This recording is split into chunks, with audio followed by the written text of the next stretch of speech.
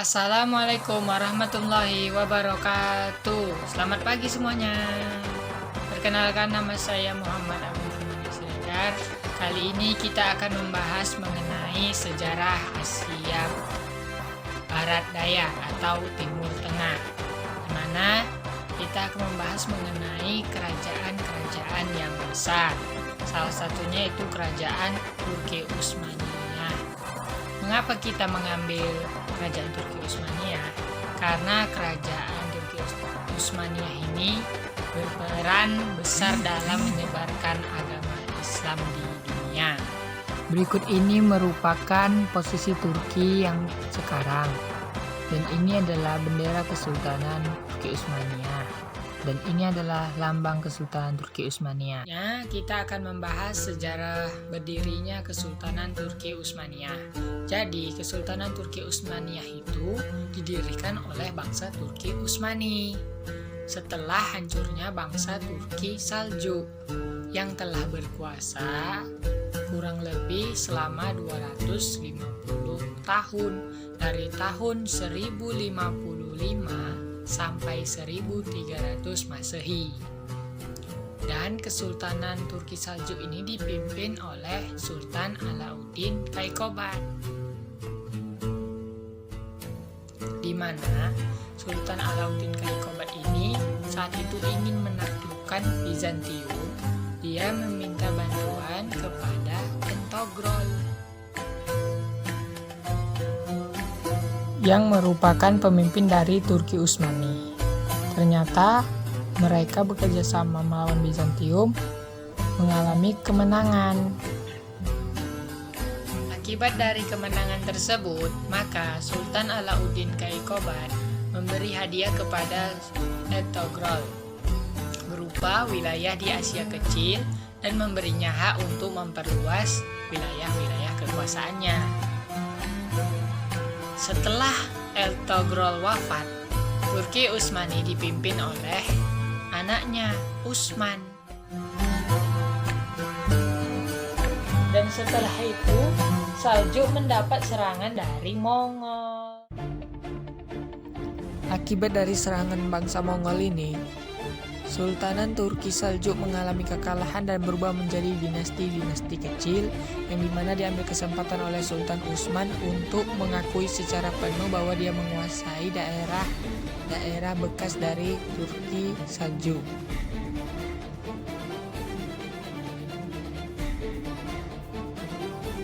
Terlihat di sini bahwa strategi bangsa Mongol melawan Turki Saljuk sangat lebih baik daripada Turki Saljuk sendiri, yang mengakibatkan Turki Saljuk mengalami kekalahan dalam perang.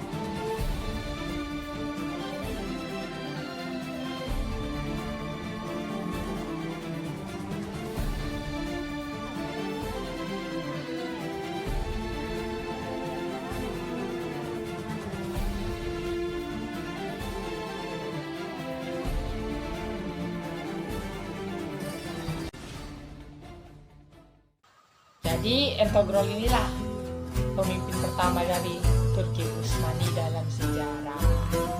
Dia memerintah dari tahun 1290 sampai 1326 Masehi. Kita masuk yang kedua, yaitu Kerajaan Utsmani dan ekspansinya. Ekspansinya Kerajaan Turki Utsmani ini dimulai dengan menyerang daerah perbatasan Bizantium dan menaklukkan kota Broesa tahun 1317 Masehi, dan Broesa dijadikan sebagai ibu kota kerajaan ini. Putra Utsman, Orkan, memerintah pada tahun 1326 sampai 1360 Masehi. Ia membentuk pasukan yang tangguh yang dikenal dengan pasukan Janissary, di mana pasukan ini sangat berjasa terhadap Kesultanan Turki Utsmaniyah. Di pasukan ini, Turki Utsmaniyah dapat melakukan ekspansi secara besar-besaran dan dinobatkan sebagai pasukan terbaik di dunia pada saat itu.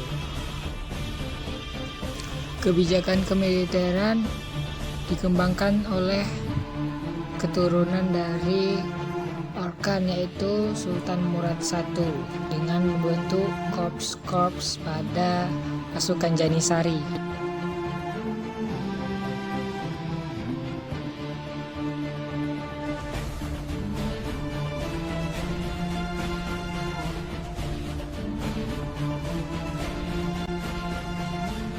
Kekuatan militer Janisari berhasil mengubah negara Utsmani yang baru lahir menjadi mesin yang paling kuat.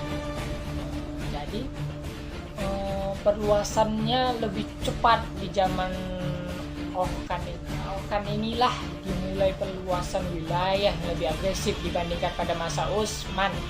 Dengan mengandalkan pasukan Janisari, Khan dapat menaklukkan Azmir tahun 1327 Masehi, Tawas Shanli tahun 1330 Masehi, Uskandar 1338 Masehi, Ankara 1354 Masehi, dan Gallipoli 1350 Masehi. Daerah-daerah ini merupakan bagian dari benua Eropa yang pertama kali diduduki oleh kerajaan. Aksi yang lebih besar lagi ternyata terjadi pada penaklukan daerah Balkan, Adrianopel, Macedonia, Sofia atau Bulgaria, dan seluruh wilayah Yunani. Adrianopel kemudian diubah lagi menjadi ibu kota kerajaan. Ekspansi juga dilanjutkan oleh Murad I, Bayazid I pada tahun 1391 Masehi. Kerajaan Utsmani bangkit kembali pada masa pemerintahan Murad II yang digelari Al-Fatih atau Sang Penakluk.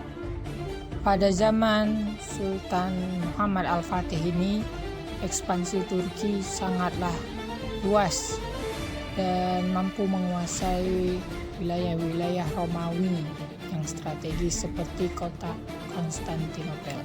Dengan begitu, perjuangan Islam dari mulai zaman Umar bin Khattab telah tercapai. Dan sesungguhnya Sultan Muhammad Al-Fatih ini adalah pemimpin terbaik yang seperti disabdakan oleh Nabi Muhammad SAW, dan prajuritnya adalah prajurit yang terbaik juga. Akibat dari penaklukan Konstantinopel, bangsa Eropa kehilangan tempat pusat perdagangan atau pusat perekonomian, sehingga mereka mencari tempat baru untuk melakukan perekonomiannya, dan Konstantinopel menjadi pusat perdagangan untuk umat Islam. Dan bukan hanya itu, jatuhnya Konstantinopel ke tangan umat Islam pada tahun 1453 itu mengubah nama Konstantinopel menjadi kota Istanbul, yang dijadikan sebagai ibu kota dari Kesultanan Turki Utsmani. Keberhasilan Sultan Muhammad Al-Fatih menguasai Konstantinopel membuka peluang Sultan untuk menguasai daerah Serbia, Albania, dan Hongaria. Peperangan untuk menaklukkan kota Konstantinopel ini terjadi selama berbulan-bulan dan menghabiskan banyak prajurit dan tenaga. Tapi akhirnya Sultan Muhammad Al-Fatih dapat memenangkannya dengan keyakinan yang sangat kuat. Lalu setelah dikuasainya kota Konstantinopel, umat Kristen yang ada di kota itu tidak dibantai habis oleh Sultan Muhammad Al-Fatih, tetapi mereka dilindungi dan diberi kebebasan dalam menjalankan ibadah. Jadi tidak ada proses pembantaian di dalamnya.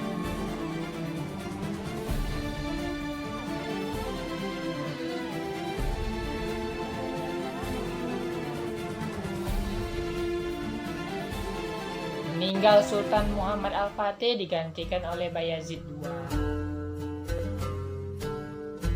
Mana Sultan Bayazid II ini lebih mementingkan kehidupan tasawuf daripada memerang. Ternyata sifat dia ini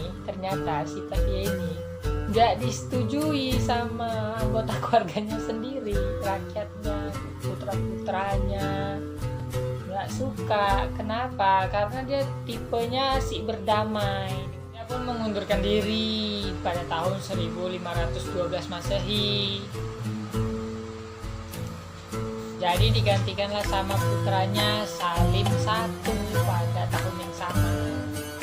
Selama 8 tahun Sultan Salim I dari menjabat, dia menjadi pelindung dua buah kota suci, yaitu kota Mekah Al-Mukarramah dan kota Madinah Al-Munawwarah.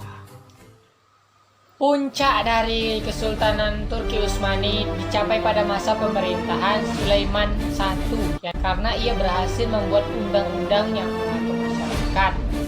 Jadi pada masa ini wilayah kekuasaannya itu dari mulai Eropa hingga Austria, Mesir dan Afrika Utara hingga ke Aljazair dan Asia hingga Persia, serta meliputi Lautan Hindia, Laut Arabia, Laut Merah, Laut Tengah, dan Laut Hitam. Namun, setelah Sultan Sulaiman Al-Qanuni meninggal, Sultanan Turki Utsmani mengalami kemunduran yang disebabkan oleh dua faktor, yaitu internal dan eksternal. Internalnya itu luas wilayah kekuasaan yang sangat luas dan buruknya sistem pemerintahan, heterogenitas penduduk dan agama, kehidupan yang istimewa dan bermegahan bagi kalangan elit, merosotnya perekonomian negara akibat peperangan Turki yang mengalami kekalahan. Secara eksternal, ada timbulnya gerakan nasionalisme bangsa-bangsa yang tunduk pada kerajaan Turki, menyadari kelemahan dinasti Turki. Terjadinya kemajuan teknologi barat khususnya di bidang persenjataan, sehingga Turki setiap perang selalu kalah. Ikut sertanya Turki dalam Perang Dunia Pertama pada bulan Desember 1914 di pihak Jerman dan Austria, dan pada 1918 aliansi Eropa mengalahkannya.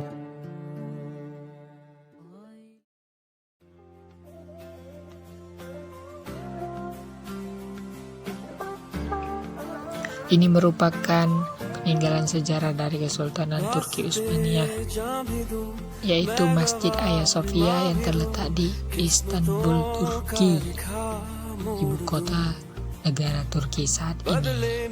Sangat indah bangunannya, arsitekturnya sangat megah dan menakjubkan mata melihatnya. Disinilah bukti bahwa Sultan Muhammad Al-Fatih tidak melakukan diskriminasi terhadap umat Kristen, di mana di Hagia Sophia tetap terpampang gambar Bunda Maria. Dan gambar itu ditutup pada saat momen-momen umat Islam sedang melakukan sholat 5 waktu di masjid itu. Hanya itu saja yang dapat saya sampaikan melalui video ini. Lebih kurang saya mohon maaf. Wabillahi taufiq wal hidayah. Wassalamualaikum warahmatullahi wabarakatuh. Selamat pagi.